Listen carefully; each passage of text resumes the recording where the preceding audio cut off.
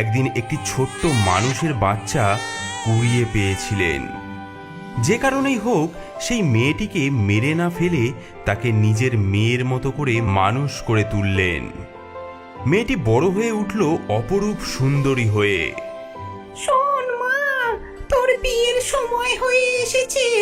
দূর রাজ্যের রাজপুত্রের সঙ্গে তোর বিয়ে ঠিক করে ফেলেছি। মা, মাগো, আমি কি সত্যি রাজপুত্রের উপযুক্ত? তুই তুই আমার মেয়ে, নিশ্চয় উপযুক্ত। তোর সঙ্গে যাবে আমার বিশ্বস্ত রাক্ষসী, সে তোর দাসীর ছদ্মবেশে থাকবে। হুকুম করুন মা। আর শোন মা, তোর সুরক্ষার জন্য দিচ্ছি এই দুই লিলিপুট ভূত। এরা তোর কানের দুল হয়ে থাকবে তোর সঙ্গে। দুটি ছোট্ট ভূত বেরিয়ে আসে বাক্স থেকে। লাফিয়ে তারা ডাইনির মেয়ের কানের মধ্যে দুল হয়ে ঝুলে পড়ে। আমরা সব সময় থাকবো, সব বিপদে রক্ষা করব। এরা তোর সঙ্গে কথা বলবে শুধু রাতের বেলায়, আর দিনের বেলায় শুধু দুলের মতো ঝুলে থাকবে। আর এই নে, এই দুটো ঘোড়া, একটা তোর জন্য, নাম মেঘদূত, মন্ত্র পড়া ঘোড়া এটা, আর একটা এই রাক্ষসীর জন্য। মা, আসছি তবে। কাঁদবি না বাছা আমার, তুই আমার মেয়ে, যা রাজরানী হয়ে আয়।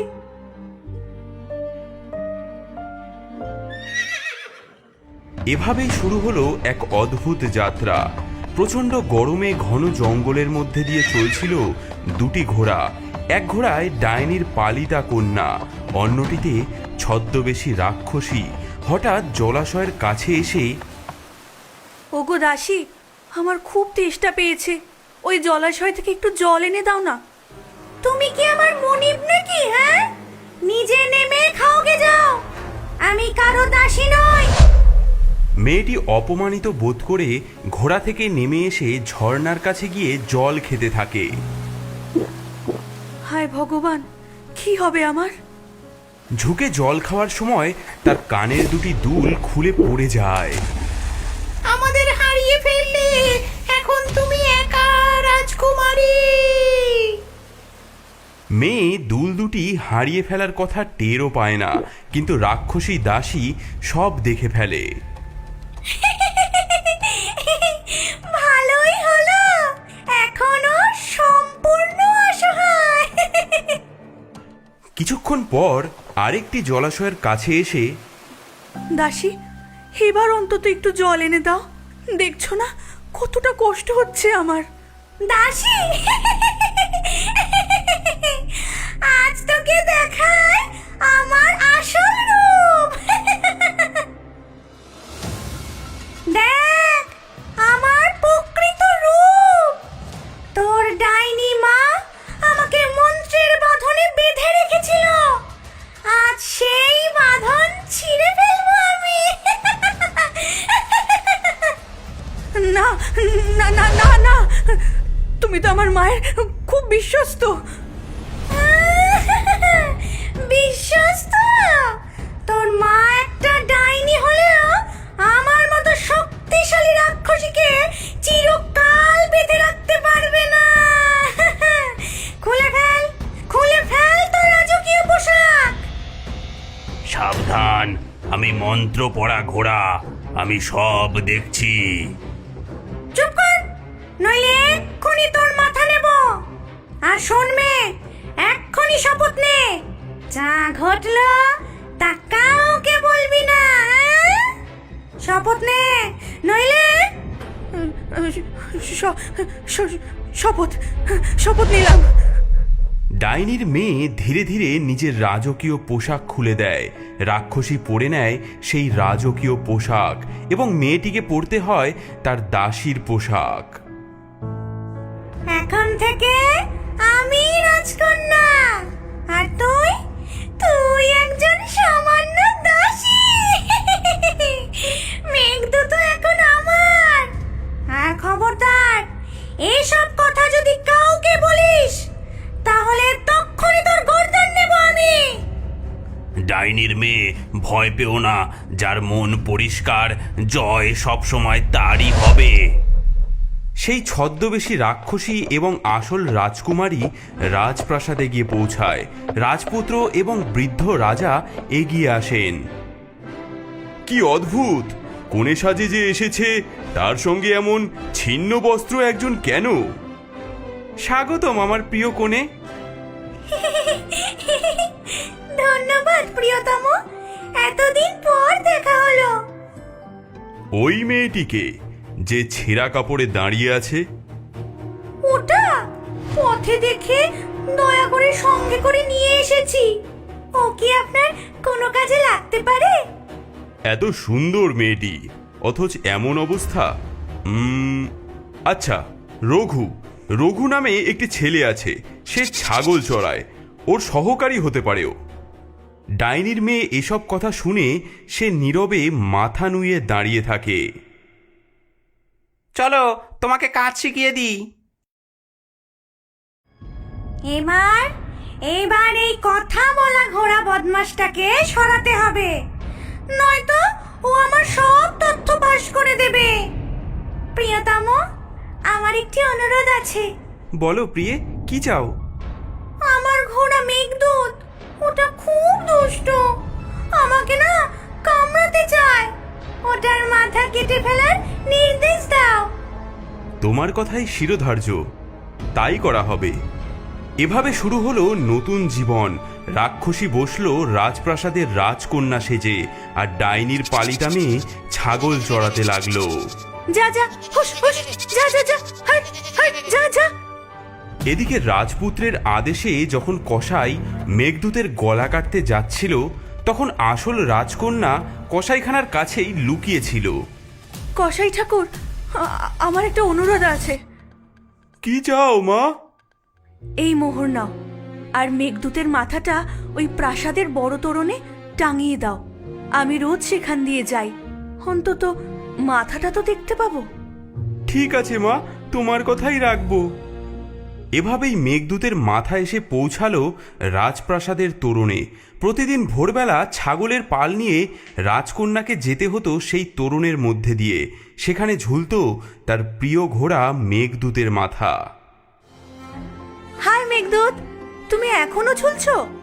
হায় রাজকন্যা, তোমার মা জানতে পারলে নিশ্চয়ই অনেক কষ্ট পেতেন। প্রতিদিন এভাবে মেঘদূতের মাথার সামনে দিয়ে যাওয়ার সময় তাদের মধ্যে এই কথোপকথন হতো। রঘু শুনতে পেত, কিন্তু কিছুই বুঝতে পারতো না। একদিন যখন দুজনে মাঠের মধ্যে ছাগল চড়াচ্ছে, তখন ওই দেখো, আবার চুল খুলেছে। আজ না ওর কালো চুল কেটে আমি নিয়ে যাব বাজারে। বাজারে এর অনেক ভালো দাম পাবো। হে হে। আরে কি সুন্দর চুল তোমার! তোমার এই সুন্দর চুল আমি কেটে নেব, বাজারে বিক্রি করে কিছু পয়সা পাবো। না, তুমি সরে যাও বলছি, আমি এখন চুল বাঁধবো। না না, আজ আমি তোমার চুল নেবই নেব। ওগো বাতাস, বায়ুর রাজা, তুমি উড়িয়ে নিয়ে যাও রঘুর টুপি। ছুটুক সে তার পেছনে, যতক্ষণ না আমার চুল আঁচড়ানো আর বাধা শেষ হয়। প্রচন্ড ঝড় বয়ে আসে, রঘুর টুপি উড়ে যায়। হ্যাঁ, এ কি হলো? আরে দাঁড়াও দাঁড়াও, একদিন না একদিন তোমার চুল আমি কাটবই কাটবো। আমার টুপি, আরে টুপি রে, দাঁড়া। এইভাবে প্রতিদিন রাজকন্যা নিজেকে রক্ষা করতেন শয়তান রঘুর হাত থেকে। আর সহ্য করতে পারছি না, প্রতিদিন এমন হয়। আমি বৃদ্ধ রাজাকে সব বলবো। বলো বলো বলো, হয়তো এতে আমার মুক্তি হতে পারে। মহারাজ মহারাজ, এই মেয়ে প্রতিদিন ভোরে তরুণের কাছে গিয়ে সে ঘোড়ার মাথার সাথে কথা বলে, বলে হাই মেঘদূত, আর ঘোড়ার মাথা উত্তর দেয়। আমি নিজে দেখব, কাল ভোরে তুমি আমাকে নিয়ে যাবে। বৃদ্ধ রাজা লুকিয়ে রইলেন তরুণের আড়ালে। তিনি নিজের চোখে দেখলেন এবং কানেও শুনলেন সবকিছু। High Meghaduta, high. হায় রাজকন্যা, তোমার মা জানতে পারলে নিশ্চয়ই তিনি অনেক কষ্ট পেতেন। রাজা আরও দেখলেন কিভাবে মেয়েটি বাতাসকে আদেশ দেয়।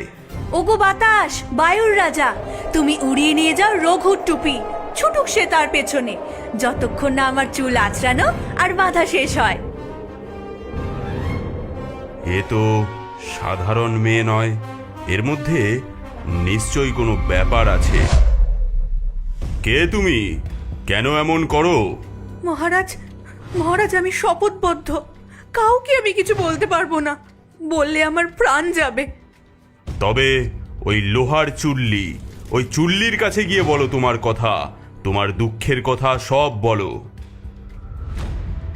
বৃদ্ধ রাজা লুকিয়ে রইলেন লোহার চুল্লির পেছনে। রাজকন্যা এলো তার দুঃখের কাহিনী বলতে। ওগো লোহার চুল্লি, তোমাকেই আমি দুঃখের কথা বলি।